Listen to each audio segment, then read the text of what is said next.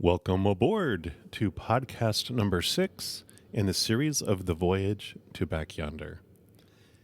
In the last episode, we began talking about the confirmations that I was receiving from the Creator as I journeyed through the 9 weeks of moving to a new state.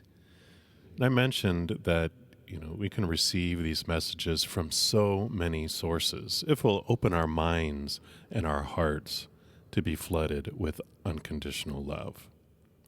And 2 of these sources can be numerology and tarot card readings. I've shared that, I was taught by my religious upbringing that these things were evil, but I was always intrigued by the mystical things of life. So when I was older and less afraid, they strongly flowed into my life from all directions. I no longer feared them, so I was able to see the Creator's hand in using anything to help us have our highest experience here. We can use any tool or really anything in this world, either for unconditional love or for fear-based actions. And so I thought, why limit the Creator's ability to communicate with us by fearing something? So the saga continues. We left off where I was beginning to search for apartments, and the more I investigated apartments up in Sandpoint, the more I was blocked. Every apartment I was interested in was already taken by someone else.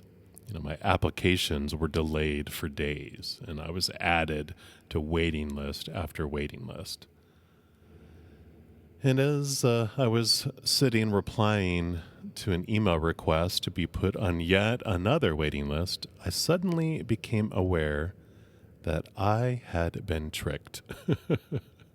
The whispers of love had slowly been maneuvering me to live in the Coeur d'Alene area face to face with my family. No safe zone with miles in between. It was time to face my fears directly. Immersion, integration of unconditional love. And the whispers asked me point blank, why are you wanting to sit in the back of the classroom? Why not sit in the front seat to learn and grow all you can? They always make a good point. So I surrendered and focused my search for apartments into the Coeur d'Alene area. And as I did that, more numbers stood out to me, so I, of course, Googled them for their meanings. The first one was 201, was the number of the apartment that caught my eye.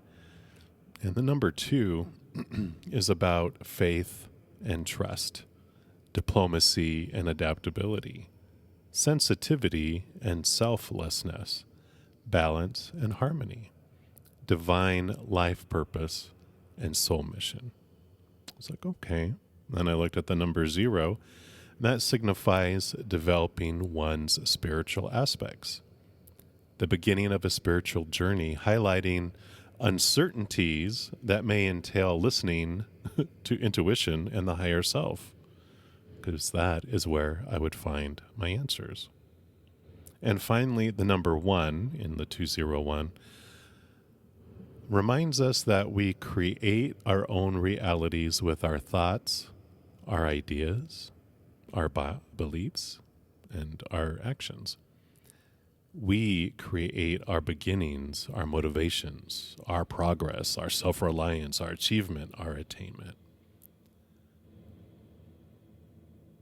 And the street number of this apartment was actually 1001, so again, more ones and zeros. But combined, they mean stepping out of comfort zones. There was another apartment that jumped out at me strongly, and that was a 36, so 36.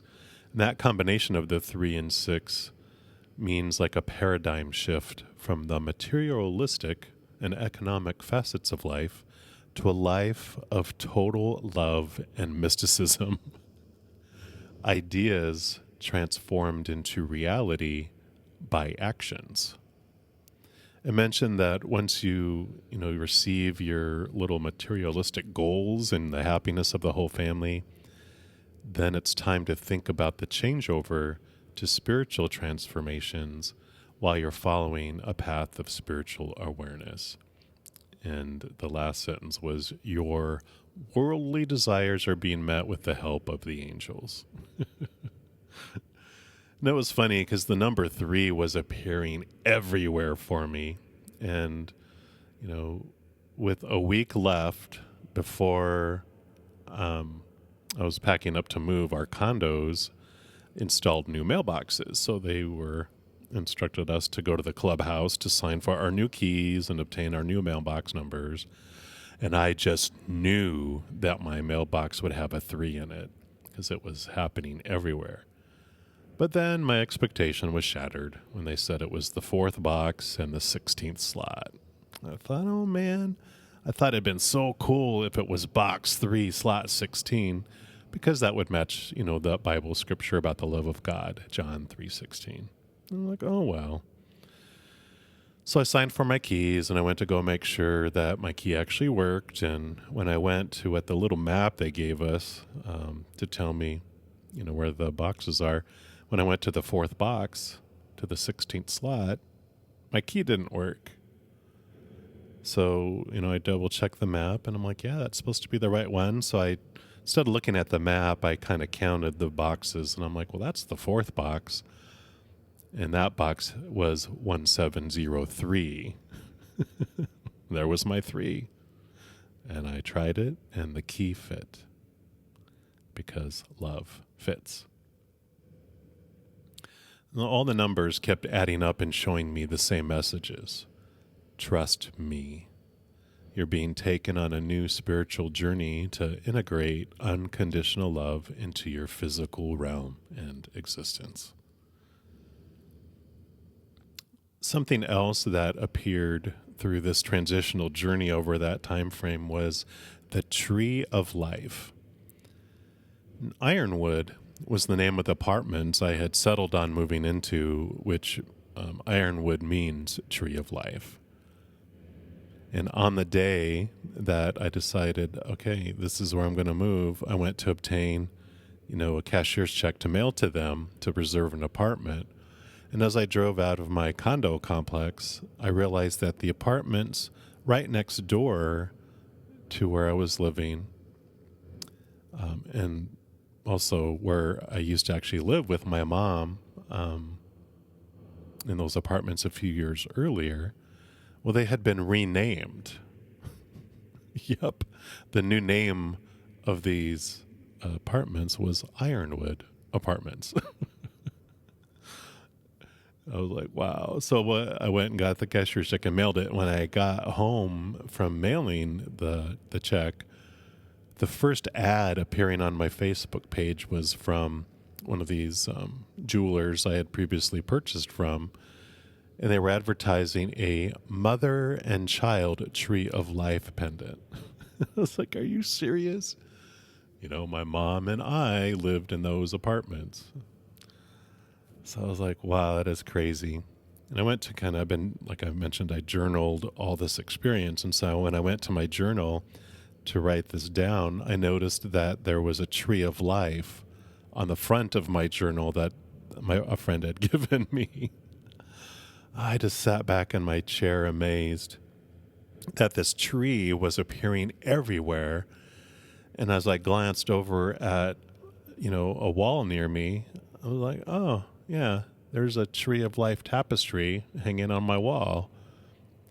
Evidently, the message had been all around me for some time, and it was just now hitting me upside my head. So right after I noticed this and I journaled it, I was guided, to pull a card from a new deck of cards I had recently purchased. And it was a card called Middle World. And all that is pictured on the card is a large tree.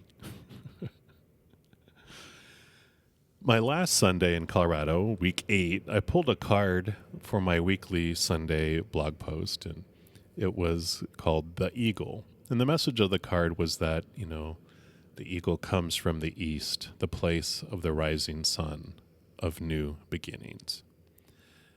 And do I want to live in a chicken coop, sheltered from life, counting the regular feedings? Or do I want to soar like an eagle? And the eagle calls you to ascend, to acquire perspective, so you can fly wing to wing with the Great Spirit.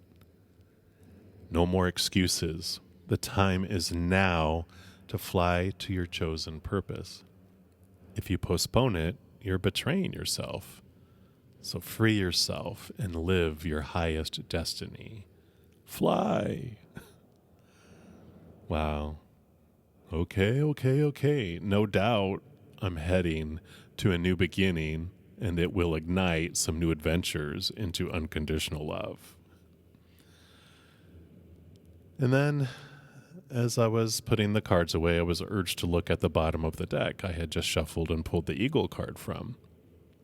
And there on the bottom of the little deck was a card called The Tree of Life.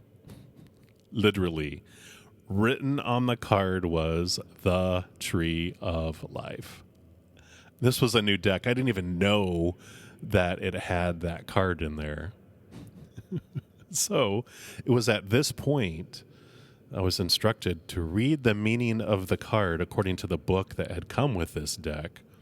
So now I got to understand what this message of the Tree of Life was trying to tell me, what it was pointing me to.